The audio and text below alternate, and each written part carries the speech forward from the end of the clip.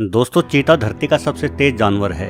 ये पलक झपकते ही 100 किलोमीटर प्रति घंटे से अधिक की रफ्तार पकड़ सकता है, किंतु आपकी एक विशेषता आपके दूसरे गुणों को कम कर देती है।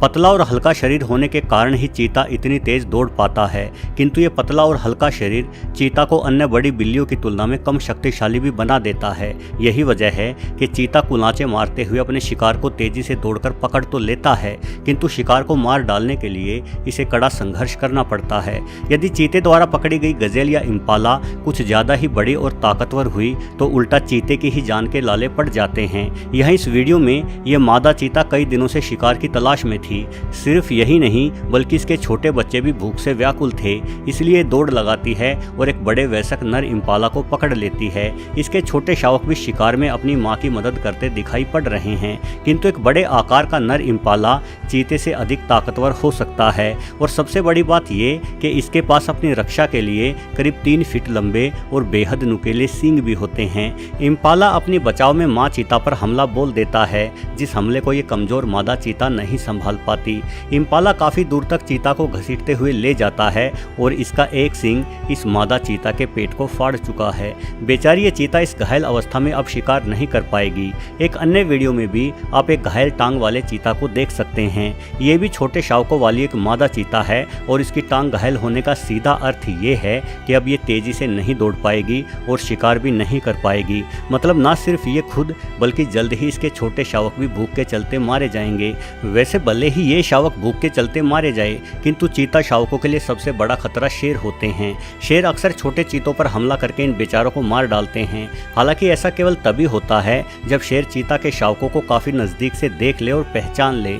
कुछ एक परिस्थितियों में अक्सर छोटे चीता शावकों पर दूसरे शिकारी हमला करने से कतराते हैं, जिसकी वजह है इन शावकों का हनी बेजर जैसा दिखाई देना। छोटे चीता शावकों की कमर सफेद फर से ढकी होती है और इनके नीचे का शरीर बड़े चीतों की तुलना में गहरे रंग का होता है, जिस कारण चीता के ये छोटे शावक दूर से देखने में हनी बेजर जैसे दिखाई देते हैं और अपनी सरंग रूप का इन्हें बड़ा फायदा होता है। असल में हनी बेजर एक ऐसा जानवर है जिस पर हमला करने से पहले शेर को भी कई बार सोचना पड़ता है। आपने वो कहावत तो जरूर सुनी होगी कि दूध का जला छाछ को भी फूंक मार मार कर पीता है। मान लो कभी गर्म दूध या चाय गिरने से आपके हाथ जल जाएं तो आगे से गर्म प्याला पकड़ने में आप जरूर सावधानी बरतोगे। बस हनी बेजर को भी आप एक ऐसा ही गर्म प्याला समझ लीजिए। इस जीव के हिंसक व्यवहार का परिणाम जंगल में रहने वाले लगभग सभी जीव भुगतते रहते हैं, इसलिए सभी जीव हनी बेजर से सावधान भी रहते हैं, फिर चाहे वो जीव शेर ही क्यों न हो। असल में हनी बेजर की त्वचा बहुत ही मोटी और मजबूत होती है,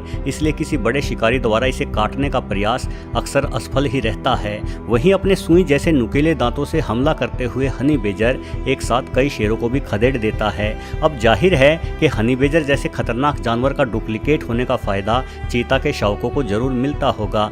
चीता के छोटे शावक करीब 6 महीनों तक हनी बेजर जैसे दिखाई पड़ते हैं। उसके बाद इनके कमर के ऊपर मौजूद सफेद बाल उतर जाते हैं और एक चीता शावक चीतों जैसा ही दिखाई देने लगता है। दोस्तों, भले ही चीता के छोटे शावक हनी बेजरों जैसे दिखाई दे, किंतु इसके बावजूद भी चीता के सिर्फ 17% शावक ही बड़े हो पाते हैं और बाकी के 83% किसी बीमारी के कारण या अक्सर शेरों का शिकार बनकर मारे जाते हैं। यदि कोई बड़ा चीता भी शेरों की पकड़ में आ जाए तो शेर उसे तुरंत मौत के घाट उतार देते हैं, और यदि वो चीता मादा हो और उसके आसपास उसके शावक भी हों तो बेचारे उन मासूम शावकों के साथ भी वही हश्र किया जाता है।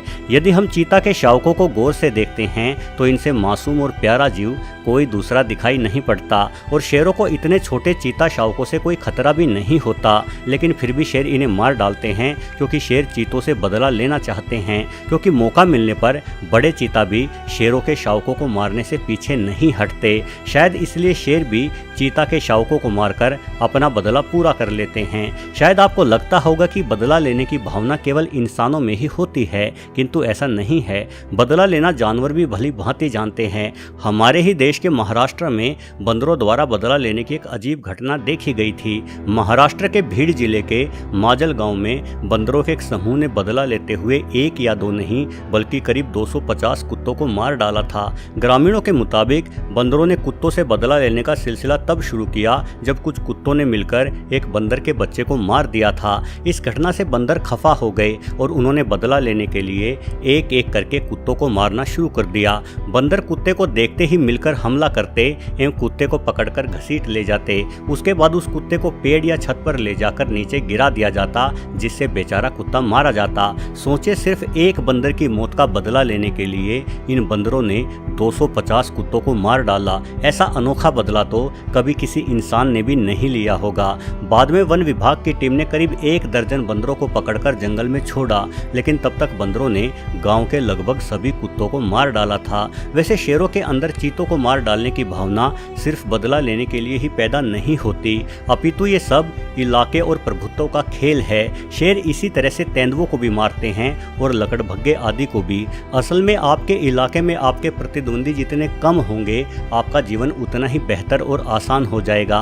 किंतु चीतों के जीवन से एक और समस्या जुड़ी है। अनेकों बार इन बेचारों का शिकार भी छीन लिया जाता है। चीते द्वारा शिकार करने के प्रयास लगभग तेंदुओं जितने ही सफल होते हैं। चीता जहां दौड़ लगाने में माहिर है, वहीं तेंदुआ घात लगाने में। किंतु ताकतवर तेंदुआ अक्सर शिकार करते ही अपने शिकार को लेकर पेड़ों की ऊंचाइयों पर चढ़ जाता है, जहां ये अपने शिकार को सुरक्षित बैठकर खा सकता है।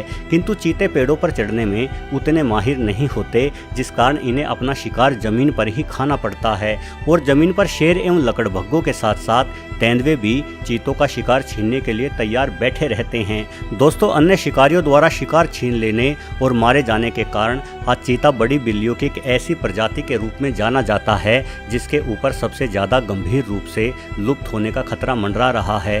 पूरी दुनिया में चीते केवल अफ्रीका में ही बचे हुए हैं और इनके लुप्त हो जाने के खतरे को ध्यान में रखकर ही कुछ चीतों को अफ्रीका से लाकर भारत में बसाए जाने की कोशिशें भी लंबे समय से चली आ रही हैं। भारत से चीतों को विलुप्त हुए 7 दशक से ज़्यादा बीत गए हैं और अभी तक चीतों को वापस भारत में लाने की कोशिशें कामयाब नहीं हो पाई हैं। यदि चीते भारत में आते हैं तो किसी शिकारी जानवर का यह दुनिया का पहला अंतर महाद्वीपीय स्थानांतरण होगा, यानी एक महाद्वीप से दूसरे महाद्वीप पर पहली बार किसी शिकारी जानवर को दोबारा बसाने की कोशिशें की जाएगी। इस महत्वाकांक्षी परियोजना के लिए 200 करोड़ से अधिक खर्च किए जाएंगे। भारत में चीता पुनर्वास को मध्य प्रदेश के घास के मैदानों के संरक्षण के रूप में भी देखा जा रहा है। ये घास के मैदान कई अन्य प्रजातियों के घर हैं, लेकिन पिछले कुछ दशकों से यहाँ घास चरने वाले जानवरों की संख्या तेजी से बढ़ी है। यदि चीता भारत लाया गया और मध्य प्रदेश के इन घास के मैदानों में चीता छलांगे भरता है, तो निश्चित तौर पर इन मैदानों में फैले जानवरों की खाद्य श्रृंखला में संतुलन बन जाएगा। वैसे चीता के आते ही भारत दुनिया का इकलौता ऐसा देश भी बन जाएगा जहाँ बड़ी बिल्लियों की सभी प्रजातियाँ यानी शेर, बाघ, चीता और तेंदुआ भी पाया जाता है। जीव विविधताओं के रूप में ये हमारे पास एक बहुत बड़ी उपलब्धि होगी। चीतों के लंबे कदमों वाली तेज रफ्तार से लेकर उनके व्यक्तित्व तक हर एक गुण इन्हें दिलचस्प शिकारी बनाता है। चीते एकमात्र ऐसी बड़ी बिल्ली भी हैं जो शेर या बाघों की भांति दहाड़ती नहीं, बल्कि छोटी बिल्लियों की ही भांति म्याऊं जैसी आवाज निकालती है। जहां बिल्लियों की सभी प्रजाति रात में अधिक सक्रिय होती हैं, वहीं चीते केवल दिन में ही शिकार करते हैं। जहां सभी बिल्लियां अपनी बड़ी मांसपेशियों और जबड़े की ताकत के दम पर शिकार करती हैं, वहीं छरहरे शरीर और छोटे जबड़े वाले चीता शिकार के लिए अपनी गति पर निर्भर करते हैं। यानी कुल मिलाकर अन्य बड़ी बिल्लियों की प्रजातियों की तुलना में चीता कहीं अलग और विशेष जानवर है। वीडियो देखने के लिए आपका बहुत बहुत धन्यवाद।